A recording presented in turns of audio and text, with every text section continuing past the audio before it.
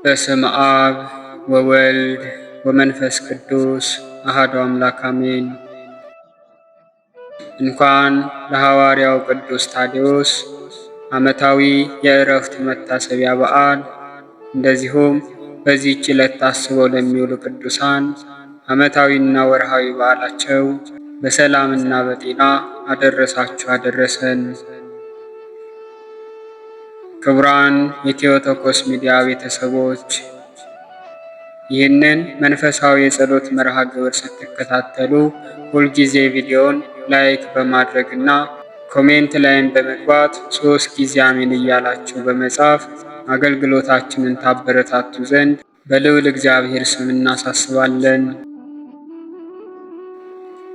ከዚህ በመቀጠል በወርሃ ሐምሌ የሚጸለይ የጌታችን ደቀ መዝሙር የሆነ የሐዋርያው የቅዱስ ታዴዎስን ዜና ገድል እንደሚከተለው እናሰማለን። ከጅማሬያችን እስከ ፍጻሜያችን ድረስ አምላከ ቅዱሳን ልዑል እግዚአብሔር ከእኛ ጋር ይሁን። የሐዋርያው የቅዱስ ታዴዎስም በረከትና ምልጃ ከሁላችን ጋር ይሁን ለዘላለሙ አሜን። አንድ አምላክ በሆነ በአብ በወልድ በመንፈስ ቅዱስ ስም የሚነበብ በሶርያና በደስያ ሀገር ያስተማረው የጌታችን የኢየሱስ ክርስቶስ ወንድም የብፁዕ ይሁዳ ትምህርት ይህ ነው። ምስክርነቱም በጌታችን በኢየሱስ ክርስቶስ ሰላም ሐምሌ 2 ቀን ተፈጸመ። ጸሎቱና በረከቱ ከሁላችን ከሕዝበ ክርስቲያኑ ጋር ለዘላለሙ ጸንቶ ይኑር አሜን። ሐዋርያት በደብረ ዘይት በተሰበሰቡ ጊዜ ዕጣን ተጣጣሉ። እየተመላለሱ የክርስቶስን ወንጌል ያስተምሩ ዘንድም ዓለምን ሁሉ ተከፋፈሉ። የታዴዎስ ዕጣም ወደ ሶርያ ይሄድ ዘንድ ወጣ። ታዴዎስም ጴጥሮስን አባቴ ጴጥሮስ ሆይ ወደዚች አገር ከእኔ ጋር እንሂድ አለው። ቅዱስ ጴጥሮስም ታገስ፣ እኔ በሰላም እመጣለሁ አለው። ሲነጋገሩም ጌታችን ኢየሱስ ክርስቶስ በመልከ መልካም ጎልማሳ አምሳል በመካከላቸው ቆመ። የቤተ ክርስቲያን አዛዥ ጴጥሮስ ሆይ ሰላምታ ይገባሃል። ወዳጄ ታዴዎስ ሆይ ሰላም ላንተ ይሁን። ሂዱ፣ አትፍሩ። ለምን ተስፋ ትቆርጣላችሁ? ማጽናናታችሁን እስክትፈጽሙ ድረስ እኔ ከእናንተ ጋር ነኝ አለ። ጌታችን ሆይ ከእኛ ጋር ሁን፣ እኛም በየቦታው እናስተምራለን አሉት። ጌታችን ሰላምን ሰጣቸውና በታላቅ ምስጋና ወደ ሰማይ አረገ። ወደ ሀገሪቱ በቀረቡ ጊዜ ታዴዎስ ቅዱስ ጴጥሮስን በዚህች ሀገር የሚያገኘን ምንድን ነው? ለማወቅ እወዳለሁ አለው። ቅዱስ ጴጥሮስም እኔ አላውቅም፣ ነገር ግን ሽማግሌ ሰው ወደ እርሻ ሲሄድ አያለሁ። ወደ እርሱ እንሂድና የምንበላው እንጀራ ካለ ስጠን እንበለው አለው። እኔ እሰጣችኋለሁ ካለን በጎ ነገርን እንዳገኘን እናውቃለን፣ የለኝም ካለን ግን እኛ በዚች ሀገር እንደክማለን አለ። ወደ እርሱ በቀረቡ ጊዜም ቅዱስ ጴጥሮስ ሽማግሌ ሆይ ሰላም ላንተ ይሁን፣ እንጀራ ካለህ እንበላ ዘንድ የምንበላውን ስጠን አለው። ሽማግሌውም ከዚህ የለኝም፣ የምትበሉትን ሄጄ ወደዚህ እስከማመጣላችሁ ድረስ ከበሬዎቹ ጋር ቆዩኝ አላቸው። ቅዱስ ጴጥሮስም የምንመገበውን ካመጣህልን ከበሬዎቹ ጋር እንቆያለን፣ ያንተ ናቸውን አለው። እርሱም የተዋስኳቸው ናቸው እንጂ እኔ የለኝም አለው። ይህ እርሻስ ያንተ ነውን ብሎ ጠየቀው። እርሱም አዎ የኔ ነው አለው። ቅዱስ ጴጥሮስም በሰላም ሂድ፣ በሰላምም ተመለስ አለው። ያም ሰው በሄደ ጊዜ ቅዱስ ጴጥሮስ ቅዱስ ታዴዎስን ከበሬዎች ጋር ሥራ ፈተን መቀመጥ ለእኛ ረፍት ነው፣ ሰውየው ለእኛ መልካም ያደርግልን ዘንድ ሄዳለው። ቅዱስ ጴጥሮስም ወገቡን ታጠቀ፣ ማረሻውንም ያዘ፣ ያርስ ዘንድም በበሬዎቹ ላይ ጮኸ። ቅዱስ ታዴዎስም አባቴ ሆይ የምታደርገው የታላቅ ትእዛዝ ምንድን ነው? አንተ ሽማግሌ ሰው ነህ፣ ወደ ላይ ትወጣለህ? በክንድህም ብዙ ከባድ ነገር አለን? እኔ እያለሁ እንደዚህ ታደርግ ዘንድ አይቻልህም፣ አንተ ተቀመጥ አለው። እርሱም ተነሳና ማረሻውን ከጴጥሮስ ተቀበለና አረሰ። ቅዱስ ጴጥሮስም ስንዴ የሞላበትን ሌማት ያዘና በእርሱ ላይ ባረከ። ጌታ የኢየሱስ ክርስቶስ ሆይ ረዳትነትህ በዚህች እርሻ ላይ ትሁን አለው። ታዲዮስም ጌታ የኢየሱስ ክርስቶስ ሆይ የምድር በረከት በዚህ እርሻ ይሁን አለ። ያ ሰው ለሐዋርያት እንጀራ ሊያመጣ በሄደ ጊዜ ሐዋርያት 30 ማረሱ። በዚያችም ሰዓት ዘሩ በቀለ፣ እሸት ስንዴም ሆነ። ሰውየው ወደ እርሻው በተመለሰ ጊዜ ሐዋርያት ያደረጉትን ተመለከተ። ጌቶች ሆይ ወደምትሄዱበት ቦታ ሁሉ እከተላችሁ ዘንድ እናንተ እነማን ናችሁ? አላቸው። በሐዋርያት እግር ስርም ወደቀ። እናንተ በእውነት ከሰማይ ወደ ምድር የወረደ አማልክት ናችሁ አላቸው።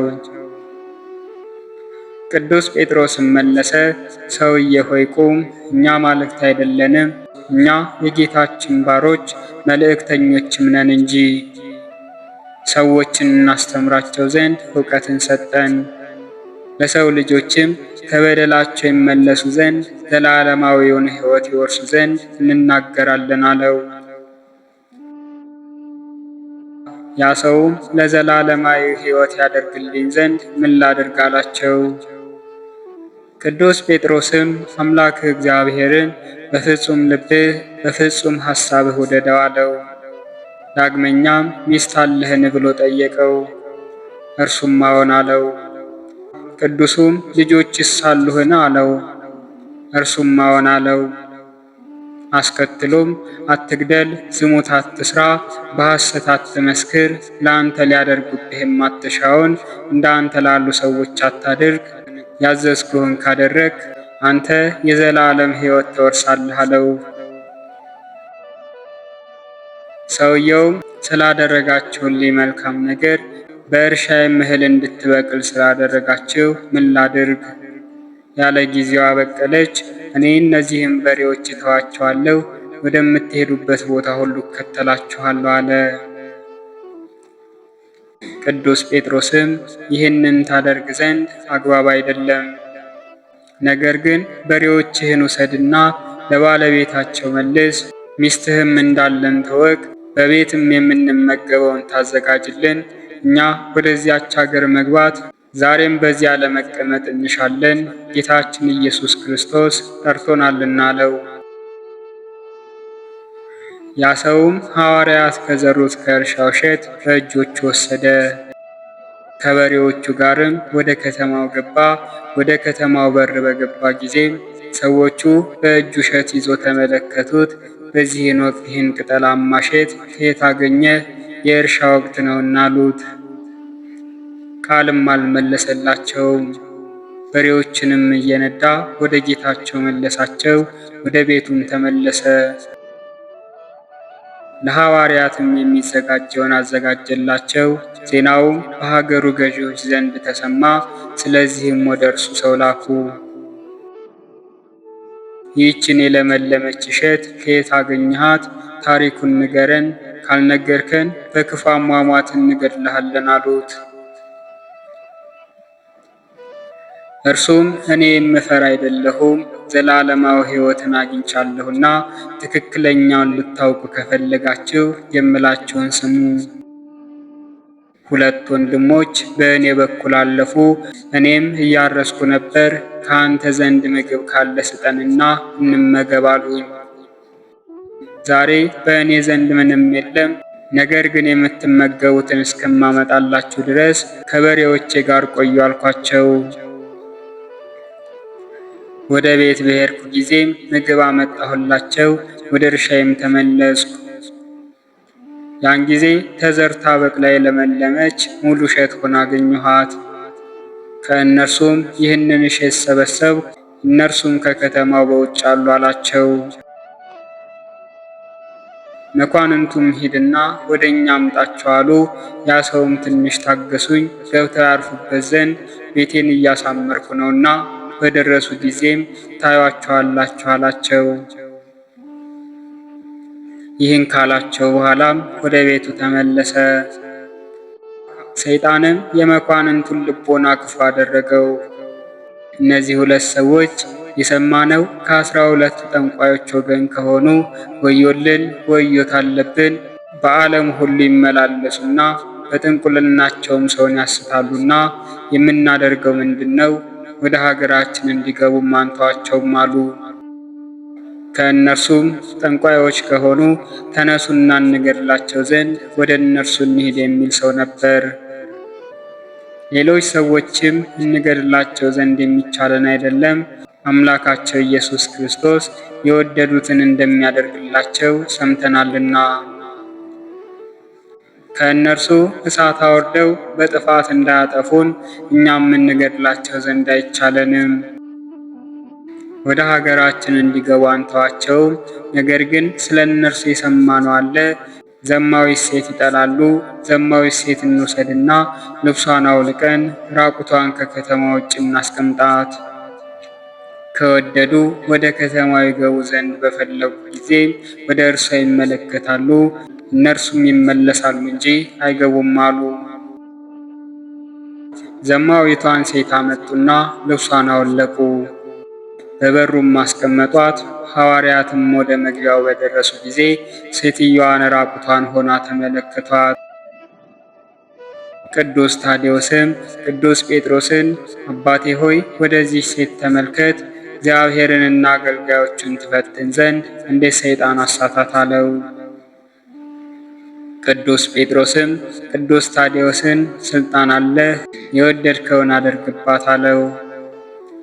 ቅዱስ ታዴዎስም ጌታዬ ኢየሱስ ክርስቶስ ሆይ ወደዚች ሀገር እስከምንገባ ድረስ ይህችን ሴት በንፋስ በራስ ፀጉሯ ይሰቅላት ዘንድ የመላእክት አለቃ ሚካኤልን ትልክልን ዘንድ እለምንሃለሁ። መውጣት ከወደድንም ያወርዳታል በማለት ጸለየ። በዚያን ሰዓትም ሴትዮዋ በራስ ፀጉሯ ተሰቀለች። መኳንንቱም ተመለከቷት፣ የያዛትንም አላዩም። አምላክ እግዚአብሔር ሆይ ይህን ክፉ ነገር ካደረገብኝ ከመኳንንቱ ጋር ፍረድልኝ እያለች አሰምታ ጮኸች። አቤቱ በቤቴ ተቀምጬ ቢሆን ኖሮ የጌታ ሐዋርያት ወደ ከተማ እስከሚገቡ ድረስ ይህቺ ክፉ ነገር ባላገኘችኝም ነበር፣ ኃጢአተኛዋን እኔንም ያድኑኝ ነበርና። በዝሙት የሳታችሁ ጎልማሶች ሆይ ይቅር ይሉኝ ዘንድ ስለ እኔ የጌታን ሐዋርያት ለምኑልኝ አለች። ሴትዮዋም እንደዚህ ትናገር ነበር፣ ከሀገሩ ሰዎች አንዱ እንኳን አላመነም፣ ልቦናቸውን ሰይጣን አደንድኖታልና። ቅዱስ ጴጥሮስም ቅዱስ ታዴዎስን ይረዳን ዘንድ ወደ እግዚአብሔር ለመጸለይ ተነስ፣ ሰይጣን የሕዝቡን ልቦና አሳስቷልና አለው። እነርሱም በአንድነት ተነሱ። በችግር ጊዜም ቅዱስ ስምህን ይጠሩ ዘንድ ያዘዝክ፣ እኔ ሰማቸዋለሁ ያልክ፣ ሁሉን የያዝክ እግዚአብሔር ሆይ ስማን፣ አቤቱ ይቅርም በለን። በዚች ቦታ በእኛ ላይ ሰይጣን ባስነሳው ተጋድሎም አበርታን እያሉ ጸለዩ። ሐዋርያትም ይህንን ሲለምኑ የመላእክት አለቃ ቅዱስ ሚካኤል ወደ እነርሱ ወረደ። የዚያችን ሀገር ሰዎች ሰውነት የሚገዙ ክፉ መናፍስትንም አስወገደ። ቅዱስ ጴጥሮስና ቅዱስ ታዴዎስም በጌታችን በኢየሱስ ክርስቶስ ስም ያስተምሩ ዘንድ ወጥተው በሀገሩ መንገድ ወጡና ተመላለሱ። ስለዚህም የሀገሩ ሰዎች ሁሉ አመኑ። ልቦናቸውን ከሚያከፉት ሰዎችም የቀረ የለም። በነፋስ የሰቀሏትንም ሴት አወረዷት። ከዚህ በኋላ ኤጲስቆጶስንና ካህናትን ሾሙላቸው። በአብና በወልድ በመንፈስ ቅዱስ ስምም አጠመቋቸው። በነፋስ ተሰቅላ የነበረችውን ሴትም የቤተ ክርስቲያን አገልጋይ ያደረጓት። በሽተኞችን ፈወሷቸው፣ የዕውራንንም ዓይኖች ፈወሱ፣ ዲዳዎችም ተናገሩ፣ ደንቆሮችም ሰሙ፣ አንካሶችም ተቃንተው ሄዱ፣ አጋንንትም ተሰደዱ። የሀገሩ ሰዎች እስከሚያምኑ ድረስም ሙታን ተነሱ። እግዚአብሔርን ለማወቅ በቁ፣ ስሙ ክቡር ነውና። ሰይጣንም ተበሳጨ፣ ወደ ፍልስፍናውም ተመለሰ። ገንዘብን ወደሚወድ ባለጸጋ ጎልማሳ ልቦናም አደረ። በሐዋርያት ላይም ተነሳ፣ ወደ እነርሱም ላከው። በደረሰ ጊዜም ሰገደላቸው። የተመረጣችሁ የእግዚአብሔር አገልጋዮች ሆይ ለመዳን እንዳደርግ የምትሹት ምንድን ነው? አለ። ቅዱስ ጴጥሮስም ጎልማሳውን አምላክ እግዚአብሔርን በፍጹም ልብህ በፍጹም ነፍስህ ውደደው፣ አትግደል፣ አትስረቅ፣ አትዘሙት፣ በሐሰትም አትማል፣ ሰዎች ሊያደርጉብህ የማትሻውን አንተም ለሌላው አታድርግ አለው። ጎልማሳውም ይህንን ሁሉ ከጠበቅኩ እንደናንተ ተአምራት አደርጋለሁን? አላቸው። ሐዋርያት ሥራህን ሁሉ ንገረን፣ ሚስት አለህን? አሉት። እርሱም የለኝም፣ እኔ አናጢ ሰው ነኝ፣ ብዙ ገንዘብ አለኝ፣ አደርግ ዘንድ የምትሹትን ንገሩኝ አላቸው። ቅዱስ ጴጥሮስም ገንዘቡን ናቀው፣ ለችግረኞች በዚህ ሀገር ላሉ ምስኪናንም ስጣቸው አለው። ከቅዱስ ጴጥሮስ ይህንም በሰማ ጊዜም እጅግ ተቆጣ። በታዲዮስ ላይም ተነሳበትና አነቀው። አንተስ ገንዘቤን ታጠፋ ዘንድ ትፈታተነኛለህን? አለው። ቅዱስ ታዲዮስም እንደ አንተ ላለው እነሆ ጌታችን እንደዚህ ብሏል፣ ባለጸጋ ወደ መንግሥተ ሰማያት ከሚገባ ይልቅ ግመል በመርፌ ቀዳዳ ብታልፍ ይቀላል። የእርሱ ቁጣም በታዲዮስ ላይ እጅጉን ጨመረ። በኃይለኛውም አነቀው፣ ሊገድለውም ወደደ። የሚያጸናው የእግዚአብሔር ኃይል ባይኖር ኖሮ ከመታነቁ ችግር የተነሳ ዓይኖቹ ከእርሱ በወለቁ ነበር። ቅዱስ ጴጥሮስም የክርስቶስን አገልጋይ በአንዲት ቃል ለምን እንደዚህ ታንቋለህ? አለው። የነገረ ትክክል ነው። ከወደድክ ገንዘብህን እንድትንቅሻለሁ። ግመል በመርፌ ቀዳዳ ስለማለፏ ትክክል አይደለም ካልክ የሚጠላህም አንድ ሰው እንኳን የለም አለው። በዚያችን ሰዓት በዚያችን ዕለት አንድ ሰው ከግመል ጋር መጣ። እነርሱም ያዙት።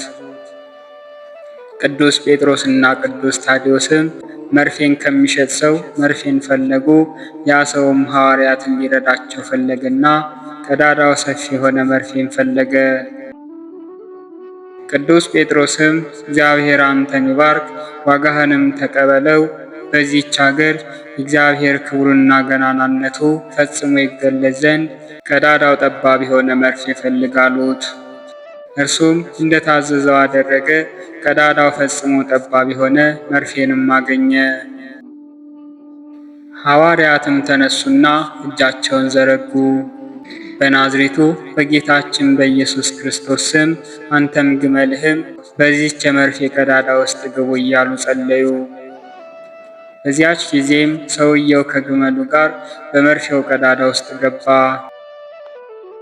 ቅዱስ ጴጥሮስም ሕዝቡ እንዲረዳ የአምላካችን የእግዚአብሔርን ስም እንዲያመሰግን ለእግዚአብሔር የሚሳነው ነገር እንደሌለ የሚረዱ ዘንድ ዳግመኛ ግባ አለው። ሕዝቡም ይህንን ተአምር በተመለከቱ ጊዜ ድምፃቸውን ከፍ አደረጉ። ከእነዚህ ከሁለቱ ሐዋርያት ከቅዱስ ጴጥሮስና ከቅዱስ ታዲዮስ አምላክ ከእግዚአብሔር በቀር አምላክ የለም አሉ። ያ ሀብታም ጎልማሳም ይህንም ባየ ጊዜም ልብሱን ቀደደ፣ ፊቱንም ነጨ። በዚህ ጻድቅ ሰው ስላደረግኩት ነገር ወዮልኝ፣ ወዮት አለብኝ አለ። እርሱም በግንባሩ ወደ መሬት ወድቆ እያለቀሰ ገንዘቡን ወስደው ለምስኪኖችና ለተቸገሩት ይሰጡለት ዘንድ እየለመነ ወደ ሐዋርያት እግር ሰገደ። ወደ እግዚአብሔርም እንዲለምኑለት ልመናውንም እንዲያሳርጉለት ተማጸነ። እነርሱም እርሱን ገስጸው የሃይማኖትን ሕግና ትእዛዝ አስተማሩት። ይህን ሰው የሀገሩንም ሰዎች ሁሉ በአብና በወልድ በመንፈስ ቅዱስ ስምም አጠመቋቸው። ከተቀደሰው ምስጢር ከክርስቶስ ቅዱስ ሥጋና ከክቡር ደሙም ሰጧቸው። ቤተ ክርስቲያንም ሰሩላቸው። ኤጲስቆጶስና ካህናት ሾሙ። ወንጌልንም ትእዛዛቱንም ሁሉ ጻፉላቸው። በሰላም እየሸኟቸው ከእነርሱ ተለዩ። ይህ የሃይማኖታቸው ተግባርም በጌታችን በኢየሱስ ክርስቶስ ነው። ከዚህ በኋላም ቅዱስ ታዲዮስ እያመሰገነ ሐምሌ 2 ቀን አረፈ። ለአብ ለወልድ ለመንፈስ ቅዱስ ምስጋና ይገባል ለዘላለሙ አሜን። የጌታችን የኢየሱስ ክርስቶስ ወንድሙና ደቀ መዝሙሩ የሆነ ሐዋርያው ቅዱስ ታዲዮስ ጸሎቱና ምልጃው በረከትና ረድኤቱ ከሁላችን ከሕዝበ ክርስቲያን ጋር ለዘላለሙ ጸንቶ ይኑር አሜን። አነሳስቶ ላስጀመረን አስጀምሮም ላስፈጸመን ለልዑል አምላካችን ክብርና ምስጋና ይሁን ለዘላለሙ አሜን። ወስብሐት ለእግዚአብሔር ወለወላዲቱ ድንግል ወለመስቀሉ ክቡር። ይቆየን።